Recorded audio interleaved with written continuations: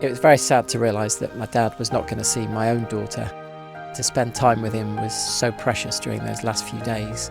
I didn't want the stories of my father to be lost before it was too late. Some of the tales would never make some blockbuster movie, but for our family, they are the most powerful stories that you could ever remember.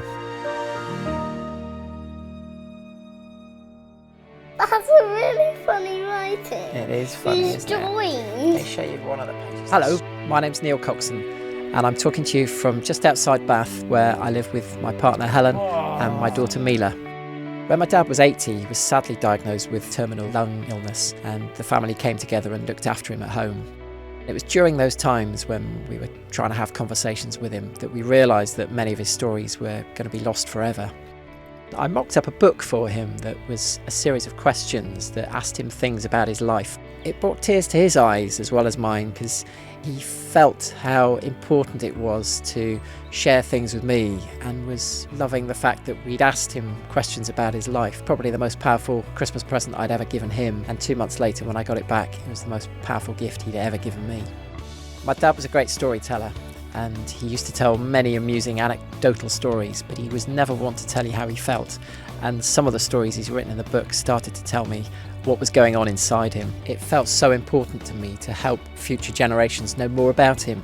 His name was on a family tree, but they wouldn't know the great character that made up the man that he was.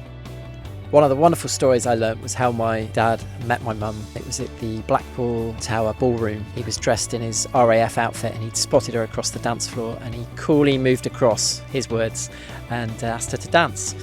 They went out to the dance floor, and as they got there he said, "Oh, it's a bit busy up here, isn't it? Should we sit this one out?" And I discovered in his book that to this day they never ever had that dance. He couldn't dance, and he didn't want to tell her. Dad's passion was sport, and football in particular, and in Paignton he started the local club which was called Paignton United, and it was made up in those days of my brother and my brother's school friends. They spent 7 years going from Division 6 right up to Division 1 without losing a game, which was quite impressive.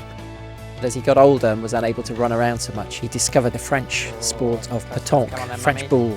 In memorial for him, we have a little tournament of the family every year now, and we play for a trophy, and the whole family gets together on his birthday. When I got the book back from my dad, I read it, I showed it to family and close friends, and everyone said, "That's a really interesting idea what you've done there." But we then thought other people could have some help with this, and we mocked up 2 versions of a book. Suddenly they sold. People were really interested in the idea of helping their family and their friends and their parents capture their own stories. And it gave me the confidence to leave the corporate world I was in and build a publishing business.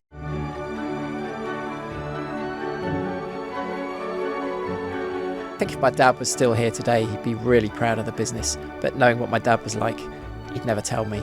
I learnt so much from his book about what he kept inside him, and that book brought me so much closer to him. I just wish I'd done it 50 years before. Sadly, my daughter Mila never met my dad, and I've used the book regularly to talk to her about the sort of man he was. I wish he'd met her, he'd have liked her, and she'd have liked him.